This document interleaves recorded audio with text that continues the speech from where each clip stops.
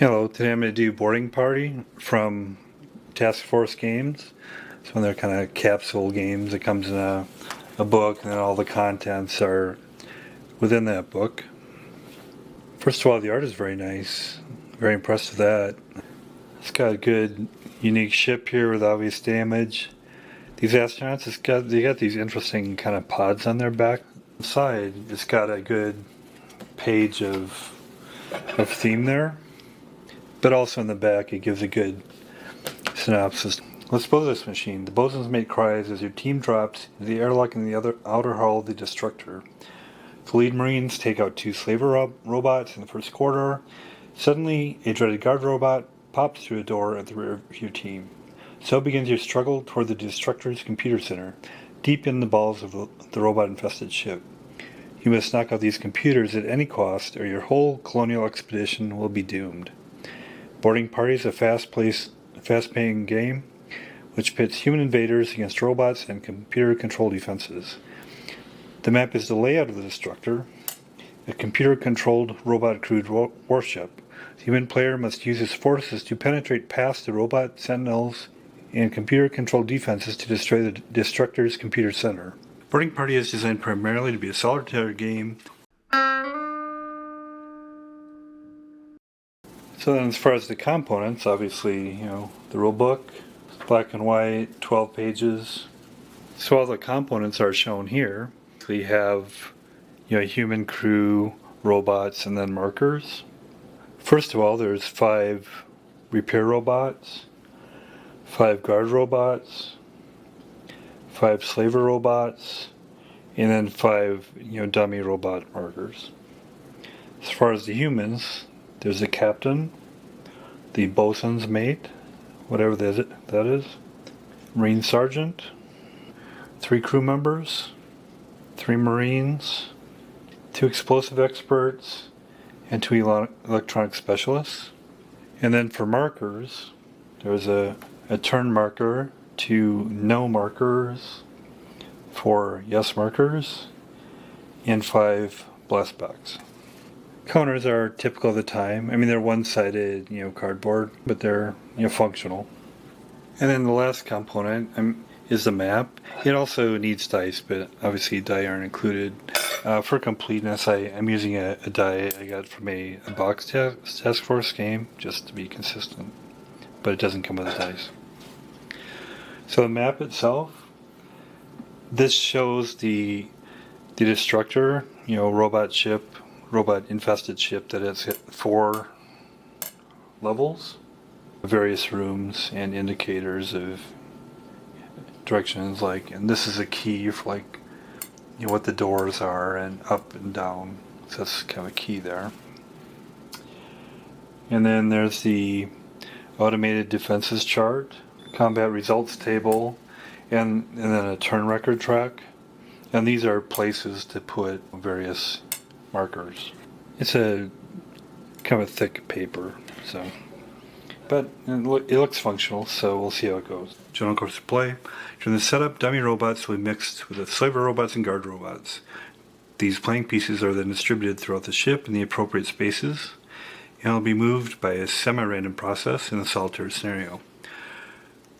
The player will maneuver his crew units and attempt to destroy the command computer before repairs to the Destructor ship have been completed. In a 2-player scenario, one player will control the crew units and the other player will control the robot units. Turn sequence outline. Human movement, first simultaneous actions phase. Robot movement, second simultaneous actions phase. Check for victory and advanced turn marker. Victory conditions. In order for the humans to win the game, the player must either destroy the command computer by turn 14 or destroy all of the repair robots on the ship by turn 14. In order to destroy the command computer, the human must inflict 30 points of damage on them. At least one human must always fire a slaver or repair robot in the command computer room, but any excess humans may fire at the command computer. If there is a guard robot in the room, however, at least one human in the room must target on him. The player will roll 1 6-sided dice for each human firing at the command computer, and will add the die rolls together. When the accumulated die rolls reach 30, or when all the repair robots have been destroyed, the humans have won the game. Any other result is robot victory. Victory in the two-player scenario is based on victory points. The player with most victory points at the end of turn 14 will be the winner. Note that of all the units on one side are eliminated prior to turn 14. The game one at a time at the end of turn 14. If victory points are equal, the game is draw. Both players earn victory points for eliminating the opponent's units. For having control of the command computer at the end of the game. Control of the command computer for the human player is defined as having the only unit or units in the room at the end of the game. Control of the command computer for the robot player could be anything other than that condition. Victory points are as follows. Human player, control the command computer, 20 points. Each dummy, 0. Each slaver unit destroyed, 1. Each guard destroyed, 3. Repair robot destroyed, 5. Robot player, control the command computer, 20. Each crewman, 2. Each marine killed, 3. Each specialist killed, 4. The marine sergeant killed, 4. Bosun's mate killed, 4. Captain killed, 6. And here's the credits.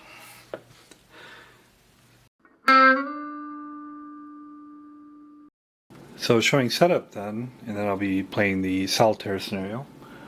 So first of all, I rolled a die to see how many blast packs. I rolled a 6, but then ended up in there being 5 blast packs. And I took the inverted yes/no markers, mixed them up, and then randomly placed 4 of the yes/no markers here on the automated defense chart. And then the repair robots, 2 go in the primary weapons room of level 1. 1 goes in the communication equipment room in level 3. And 2 go in the drive unit room of level 4. And the rest of the robots, including the dummies, inverted them and mixed them up and then randomly placed them in the rooms. So 3 each in the corridors 1B and 4D. 1 each in the corridors 2A, 2C, 3B, 3I, and 3J. 1 in the reactor room. 2 in the command computer room. And that's all of them. And then I chose which airlock I'm going to come into. I can, come up here, or I can come in here. I decided I'm going to go in level 4 because it's, 1 level closer to the command computer room. I'm sure there'll be challenges though still. So I basically take all the 5 blast packs, put them out there, and then you put all the human players right there. And then set the turn record track to 1. So that's all ready to go. So just starting out the 5th turn here, and then I'll kind of go through a turn and see how it plays out. Current situation, so they can come into the airlock 3 at a time. There's 13 totals. 12 have gone in, 1 has yet to come in. And basically I've been going here and then just going down. There's been some casualties so far. A slaver and a dummy came across here randomly, and so exposed a dummy, and a slaver was destroyed in the battle, but humans lost a marine. And then they would go down here, and then also in here the movement, the random movement with the robots ended up in a combat. Another slaver was lost, a dummy was exposed, and another marine was lost. So that's what happened there. And they have gone through, they've done, the electronics expert has come through and he opened this, basically got this door open, and it'll stay open because he spent some time there. And now he's just holding that one open. He hasn't completed the field on that to keep it open, so he's just holding it open. And so I got 3 groups kind of. Got a main group here with an explosives guy and a marine, etc. Some crew, electronics guy here, or a sergeant going up here with the explosives guy with some blast packs. And they blasted this door. And they found that they didn't bother checking level 1. They just kind of went right down. But on level 3, they found that the computer lock doors are activated, and the shock guard doors are also activated, so they had to blast that computer door, and they've needed the electronics guy to open the doors for them. So again, this turn, so first we go into human movement. They can move 3. I've left a guy here to assist him when he comes in. Be here. So they got everybody in now. The trans guy will keep this door open so these guys can go in. And they come across here. It turns out to be a guard robot. This group will go over here with them. They'll also engage. They'll move up here. So you can go one more too. So they'll engage with this. Let's see what this is. It says slaver robot. So it's their movement. And then the first simultaneous action phase. So each human may perform any of the following: fire weapons, set or detonate charges, attempt to recover consciousness, drop an item, pick up an item, or begin or complete an electronic counter. Okay. So there's going to be a battle here. The explosive guy will be planning on doing a charge on there, so he'll stay out of the battle. Over here, it'll be, he's actually going to engage in the battle instead of doing the explosives because that's against a guard robot. Any other actions? So he'll complete his field. There's some extra markers here, so I'll use this to indicate a completed, field, so that door will stay open. Then firing weapons. So we'll do the combat, Captain, Marine, explosives guy going against the guard robot. It's simultaneous, but the guard robot has 2 blasters, and he'll first go after the guys with blasters, which are the Captain, the Marine. So we'll go with the Captain. 4. So blaster, he needed a 3-6 kill, and he did, so the Captain's gone. Second firing, 3. 3-6 killed, so also the Marine is gone. But they get to fire first. They both have a blaster, so the Captain, 3. So blaster on a robot, 1 to 3, no effect, so he's fine. 4 to 6 destroyed, so the robot's destroyed. So we move these off. So it's kind of an intense battle. And then he had committed to be in combat, so I'm not going to let him do that since I said he was involved in the combat. Up here then, I'm going to say he's going to be doing this. So here we have a sergeant, the bosun's mate, who is a blaster, then a slaver. He'll go against guys with blasters. So the slaver, for slaver, it says if there's only one human, slaver will use electro whip. He uses disruptor if he's not in the same room or is outnumbered. It sounds like he uses the disruptor. So he'll go against them. Disruptor, 3. The sergeant is unconscious. We'll indicate that by flipping him over. It's simultaneous though, so the sergeant will go. He's got a blaster. 1 to 3, no effect. Bosun mate has a blaster. 4, destroyed. He destroys slaver. Sergeant is unconscious. And now the explosive will detonate a blaster. So the blast pack will blow down the door. Other actions. And then the motion. So we'll do the random motion. If there's a guard that's discovered, and they leave the room, he'd follow him. Or if they have a slaver that has a human, he'll move towards the slave's quarters. But they don't have those. It's all random right now. So roll this. 6. So he stays here. 2.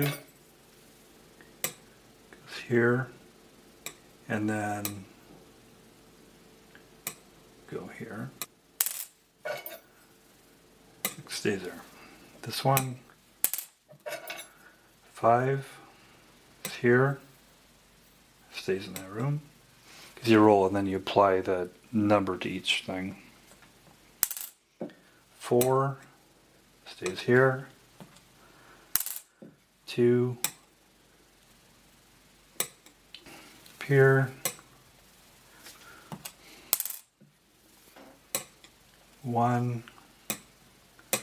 So goes 1 twice there. 2, 2. He went in here, and he's a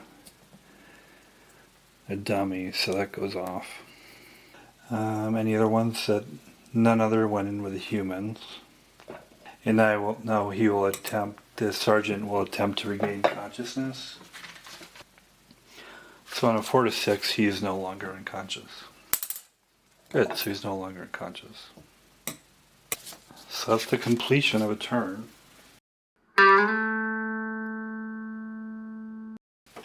So that's Boarding Party from Task Force Games from 1982.